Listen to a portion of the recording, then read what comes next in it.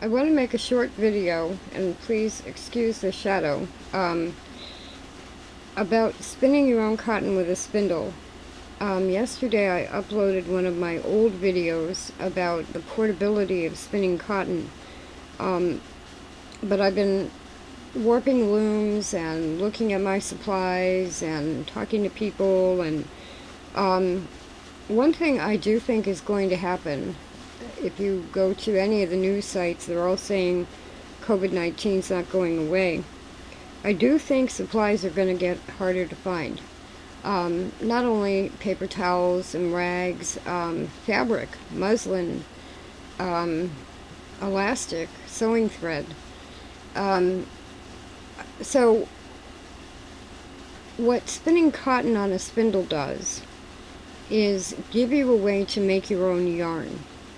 Now, I did check for the pricing, the current pricing of cotton roving, and it's ridiculous. It's about $23.50 for, I think it was like 6 ounces, which is crazy, and there was only a couple of people selling it. So this is something that I've talked about before in videos. This is pharmaceutical cotton. It's also sold as nail salon cotton. Now, it's 100% cotton. It's where probably 80 or 90% of American grown cotton goes, is to the pharmaceutical or personal care industry. Now, I can add in the information section 2 links for 2 different types. I usually buy Carolina cotton, and that's what this is. And you'll notice that it's called cotton coil, and it comes about that thick. But what it does is it pulls apart into strips. And you see how easily that pulls apart?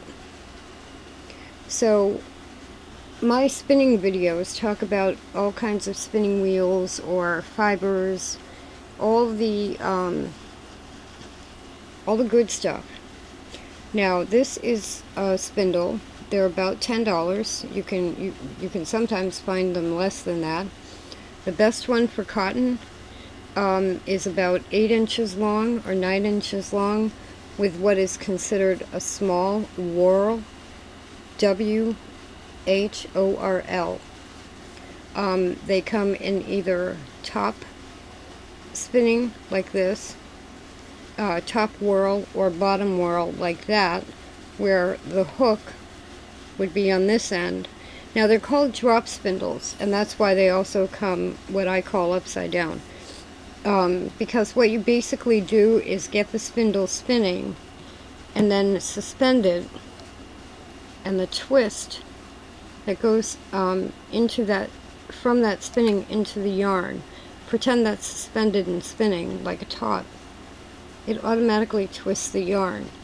So if you're new to any kind of spinning, this cotton coil that breaks up into strips is the easiest way to spin cotton.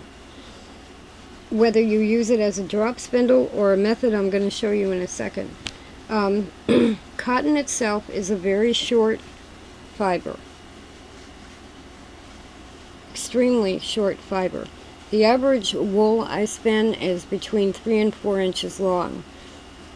Each fiber, each hair. And look at that. Pima cotton, which is kind of the longer imported cotton, is 3/4 of an inch long. So it's 2 completely different worlds between spinning wool and spinning cotton. Now, this is a larger spindle, usually for wool, and you can see the size difference in them. This one's about 12 or maybe 13 inches long. It's used the exact same way, but I'm going to show you a simple way to use this, even if you don't get good enough to do it as a drop spindle. The people that drop spin, they get this going once and it just keeps spinning. It's like a yo-yo. I mean, once you're really good at a yo-yo, it's the same idea. It's how to put the spin in the spindle. So I'm sure you can find videos online on expert spinners. But what I want to tell you is another method that anybody can do. And you don't even have to worry about whether or not you know how to drop spin. So here's the pharmaceutical cotton in strips. It separates into strips about, I don't know, 1/4 of an inch thick actually. On your spindle, you want a string, and it's called a lead. Cotton works better than like acrylic, but you can use acrylic or even wool. You take that lead and you put it, there's a cup hook at the top, and you just put that through the hook, and what the hook does is turn the yarn as the spindle turns. So you take your tuft of cotton, your strand of unspun cotton, you hold it on the lead, and you can see my hand action. You spin it by hand without worrying about dropping it or being a yo-yo champion or any of that. And you just allow the strand of cotton in your hand to move along and become yarn. So at this point, right now, the spindle is about 9 inches to the right of the camera. And I've got about 10 inches of yarn. And you just saw that that came apart. It will do that because cotton is such a short fiber. So that just means you add more spin at the beginning. So when that happens and it breaks or comes apart, it's usually because you have a thin area and then a thick area. So just pull a little bit off the end and start over again. Now, generally, I mean, I can keep a spindle in my back pocket, and you can be doing this anywhere, anytime. Now the other advantage to pharmaceutical cotton, well, there's two. So the price, I just ordered a 3-pound box, which was $25.99. 3 pounds of cotton would be easily $40, $50, something like that, maybe more. So it's the price, it's the fact that it breaks up into a strand, which makes it easy to spin. And then the fact that you don't need a spinning wheel. A spindle is another $10. So why do I think this is important? Well, even if the worst doesn't happen with COVID, what this does is allow you to make your own yarn. Cotton can be knit, hand spun, and I'll explain the rest of the procedure in a second, but you can knit it, you can crochet it, you can weave it. It's not good for things where there's any strength needed, like making rope. You can crochet a strand and it'll stay together. Once you set the twist, it should stay together. And that's part of why you just keep turning. Cotton needs a lot of twist in the yarn because, again, of the short fibers. So let's say you've got 10 inches of yarn, and this is a little overspun now. You take your yarn off the hook like that, and make sure that your string lead stays in one place. You wind your yarn right on to the spindle. Now if you're using a bottom whorl spindle, you'll do it the same way, and the hook is just at the top in the picture right now. So you put your cotton on your spindle, you leave a little out, and you start again. And these two took me about a half an hour to spin. Now, Each one of them is only about 1/4 of an ounce. So it's not fast or production, really, but what it is efficient. So a 3-pound box of pharmaceutical cotton, you can buy it in less amounts. $11 for, I think it might have been a pound. You can get a pound for like $11. So you get a pound of nail salon cotton. It's 100% cotton. They do now have some that's reinforced with rayon.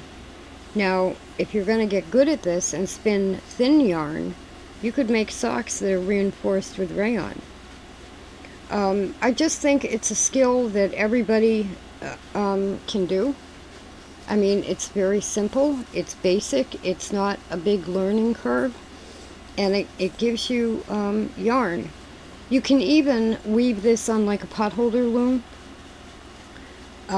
It wouldn't do well in a weave-it loom because the weave-it looms need more tension. Those do better with commercial yarn or hand-spun wool.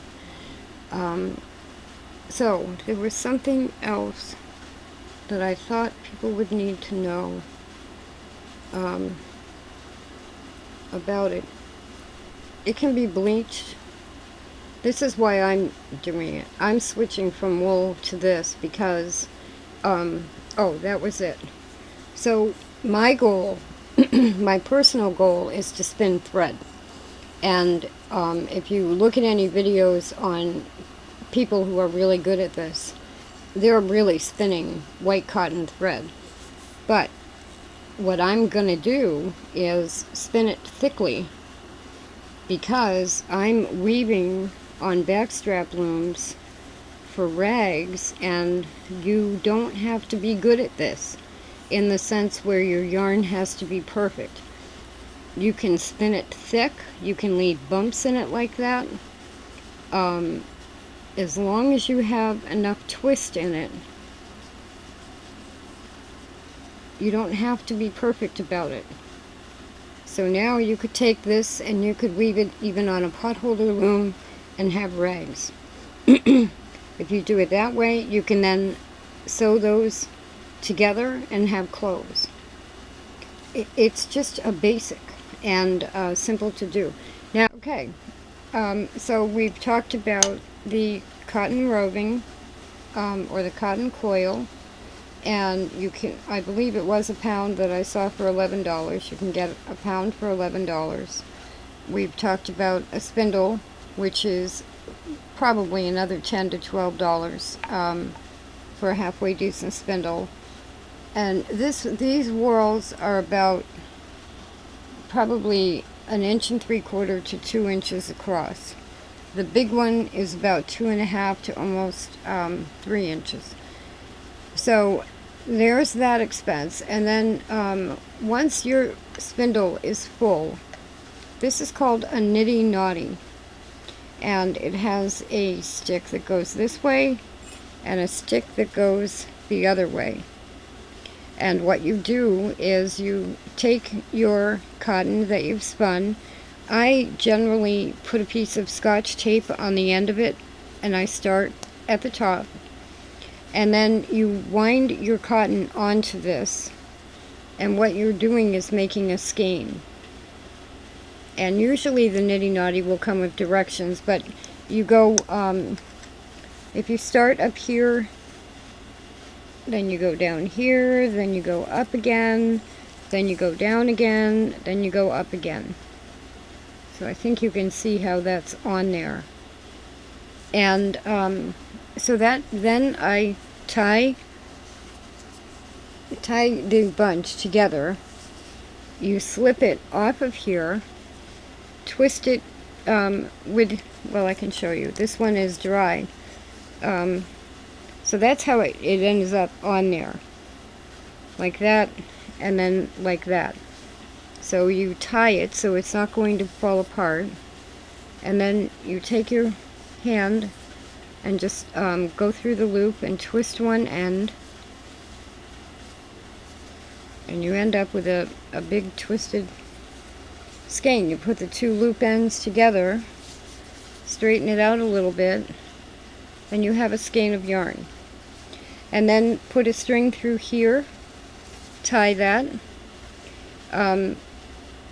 take this whole thing, put it in a tub of, well, I was going to say extremely hot water, very hot water, with a little bit of laundry detergent or soap, and then boil some water, and the first tub of water should at least saturate the cotton. Then, if I were going to do just this one skein, I would add probably 2 cups of boiling water. And what the boiling water does, and the hot water, it sets the twist. So then, when you undo your skein, this yarn is now ready to work with. And you can see, like I said, I'm making it not perfect. It's about sport weight. But because I'm weaving rags with a fine gauge heddle for the most part, the warp threads are going to hold it right in place. I could crochet this, I could knit it, I could do a lot with it. So it's very easy, and so say 10, 20, this size nitty knotty is 12 inches tall or 12 inches long. This might be 15. So for about $35, you then have this. Once you have the spindle and the nitty knotty, then all you need to do is buy the cotton. And if you're not going to spin pharmaceutical cotton, you'd be looking for cotton roving, R-O-V-I-N-G, and it's very similar. It doesn't always split apart into strips, but it's very similar, but it'll be much more expensive. So I'm actually encouraging people to buy a spindle and a nitty knotty and some cotton, and let's get to work. It can be bleached, it can be thrown in the washer. By the time it gets to the pharmaceutical companies, it's been so processed. And yet, I've made very nice fabrics out of it. It's not overly stiff, it stays soft. I mean, it's perfect. Just one more thing to note about this. When you are adding it to the nitty knotty, you start at one corner of the top. You take the end of your yarn from your spindle, and you tape that to there, and then start winding it till you get off all the yarn off the spindle. And then when you get to the other end of the yarn, you untape this and you tie the end to the beginning, so that your skein is intact and you don't have loose yarn. And then when you put it in a hot water bath, you need to leave it there for about a half an hour. And then what I do is take it out of there, wring it out, and put it back on a nitty knotty to dry. So, and while I was making this video, I got this much done. It's efficient.